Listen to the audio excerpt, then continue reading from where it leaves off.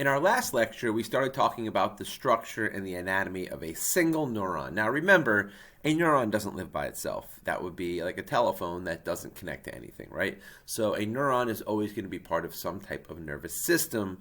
But in the case that we're talking about here, we're just talking about a single neuron and its anatomy.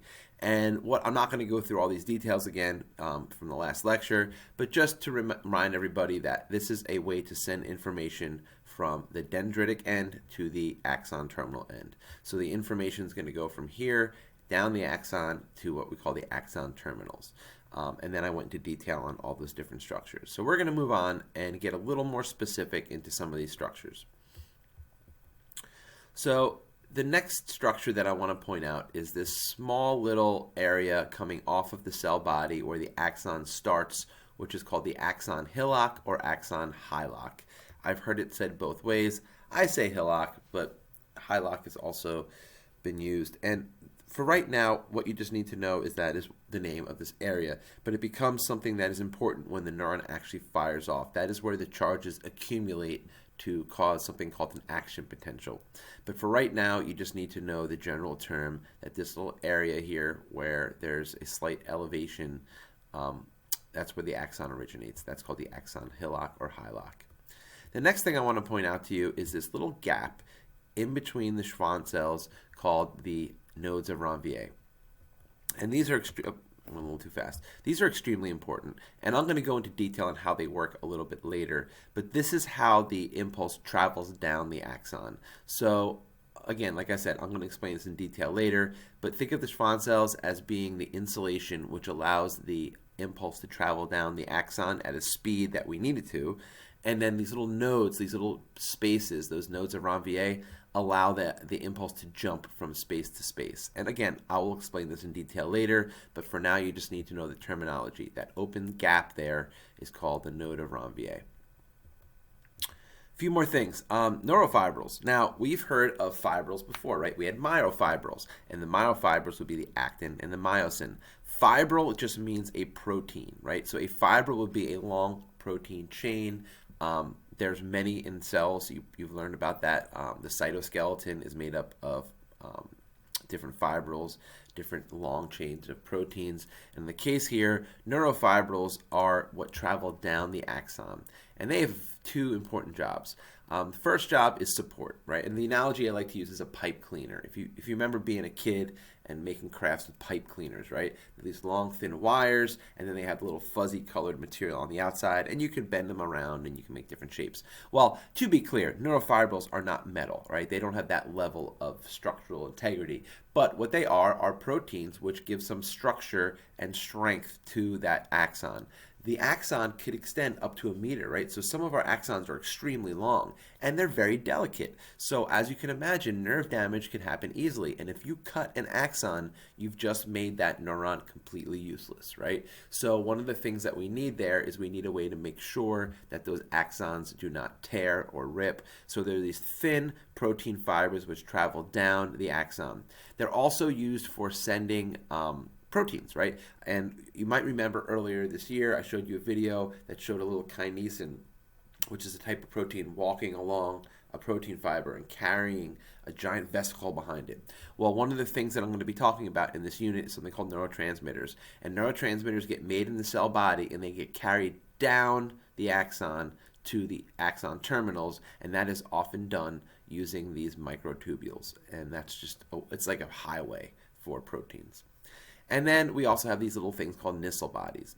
And Nissl bodies are little patches of rough ER. So you could see it under the microscope, actually. If you were to look at a neuron under the microscope and look at the cell body, you would see these little dark patches around the nucleus. The nucleus would be very obvious. You wouldn't see the mitochondria most likely, but you would see these little patches that they call Nissl bodies, and they are rough ER. And if you remember back to biology class, rough endoplasmic reticulum is covered in ribosomes. And what are ribosomes for? Making proteins. What are neurotransmitters?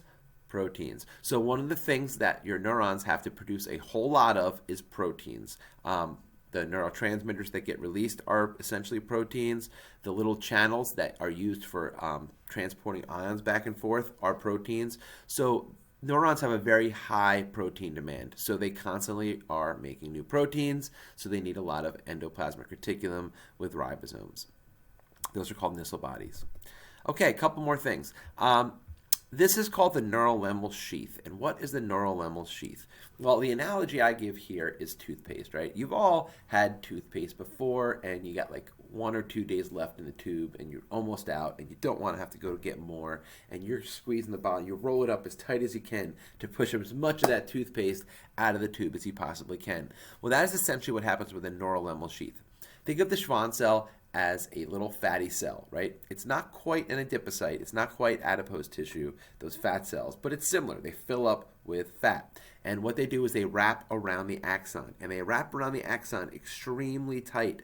And as they wrap around the axon extremely tight, all that fat inside the cell gets pushed to the outside. Just like when you roll up that toothpaste tube, all that toothpaste gets pushed to the bottom.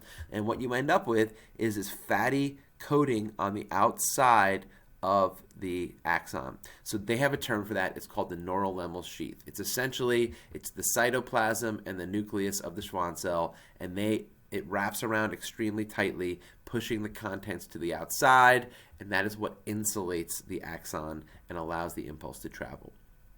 So those are just a few more components of the neuron that you need to be familiar with. I'm going to keep going here. We're going to just go a little farther into this, and we'll stop after I talk about the different types of neurons. So the direction of impulse. Axons and neurons are a one-way street. They only go one direction. They only go from the dendrites through the cell body and down the axon. And when they hit the end of the axon, they're going to either synapse with another neuron or an effector. And what is an effector? There's two options for an effector. It could be a muscle or a gland. So your neurons can either send information to another neuron to continue the process of, communication, or they can send the impulse directly into a muscle, like acetylcholine, for example, which causes a muscle contraction. Or it could be glandular, like, for example, your adrenal gland. So let's say you hear something that is a danger. You hear a gunshot outside. Well, your heart's going to start beating fast. You're going to have blood rush to your muscles. Your stomach's going to get queasy. Your eyes are going to dilate, right? You're going to start to sweat. All those things happen because your nervous system sent a message to your adrenal glands to release adrenaline, and that triggered all these responses. So that is called an effector. So just know the direction of impulse. It can only go one direction. Okay, I'm going to finish up here with the three types of neurons that you need to be familiar with. We classify neurons based on their structure. So let's talk a little bit about that. There's essentially three major, and I know there's four here. I know there's four in this picture. Pyramidal cells are very uncommon, and we're not going to focus on those for this class. They do exist in the brain and in the central nervous system. But we're going to focus on these three: bipolar, unipolar, and multipolar. So the first one is going to be called bipolar. And as you hopefully know, bi means two. Polar means ends, right? So for example, if something's polar, it's far apart from each other. So if you think of the poles of the Earth, right? There's a North Pole and the South Pole. Those 2 points can't get any farther from each other. So poles are two opposite ends, essentially. So bipolar means that there's two processes, one from the cell body and one at each end. So basically, you have two processes from the cell body, one going to the dendrites and one going to the axon.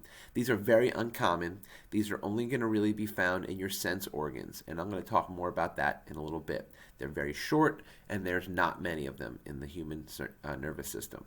The second type are called unipolar. And unipolar means one, right? Uni means one. So you have the cell body, and then off of the cell body, you have one extension which branches into two different ends, the dendritic end and the axon end. So if you look at the difference between bipolar and unipolar, they essentially have the same outcome. You have one side going one direction, one side going the other. The difference is that the unipolar are going to have a single extension coming off of the cell body, which branches into two. And that's going to be found in the peripheral nervous system, and those are going to be your sensory neurons. And again, I'm going to talk about that in a little more detail in a moment. And then finally, we have multipolar, and multi means many. So multipolar, these are the most common types of neurons. Every time I draw a neuron in class, I'm drawing a multipolar neuron. And multipolar neurons have many dendritic extensions coming off of the cell body, but they still only have one axon. But you can see there's it's multi extensions coming off the cell body, and these are going to be found in your motor neurons, so all the neurons that are going to your muscles and your glands, and also the neurons that make up your brain and spinal cord in the central nervous system. So those are the three main types: bipolar, unipolar, and multipolar. A little more about them in terms of how they work. So they also get classified in how they work. So the first one is sensory. And sensory are going to be called afferent. So there's afferent and there's efferent. Afferent is sensory. And these are always going to be unipolar. So these are going to be the unipolar type. And they carry impulses from the body to the brain. So when I touch something hot, the reason why I know it's hot is my efferent or sensory neurons send that information to my brain where it gets interpreted, and my brain says hot, right? Move. So that is the sensory neurons, or afferent. The second type are called interneurons, and they are the association neurons, and they are what make up your brain and spinal cord. They are what actually interpret the information, and these are going to be multipolar. So these are in the central nervous system, and they are multipolar. So the sensory neurons are unipolar. The interneurons are multipolar. So these are the neurons that make up your brain and spinal cord, and they are really interpreting the information. So I put my hand on that thing that's hot. My sensory neurons or afferent neurons send the information to my spinal cord, which sends that information up to my brain, to my sensory cortex, which is right up here. My sensory cortex interprets that as hot.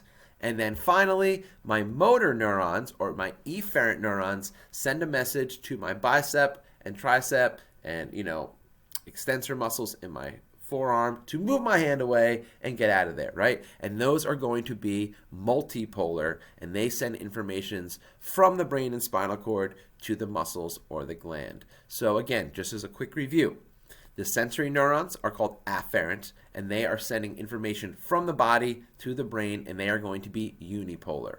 The interneurons are what make up the brain and spinal cord, and they process information, and they're made up of multipolar neurons. And then finally, we have our efferent, which are going to be our motor neurons, and that is the information going from our brain and spinal cord to our muscles and our glands to elicit some type of action, and that is called efferent. And the only one I didn't mention on this slide are going to be your bipolar neurons. And bipolar neurons are really only found in your special senses. They're very short, they're very small, and they are in the back of your retina, they're in your nasal cavity, and that is for sending quick information. So like the back of your eye are going to have bipolar neurons, but that's really the only place you're going to find them, in your sense organs. Not sensory nerves, not the nerves that you touch something, but the ones in your eye and, in your sense organs.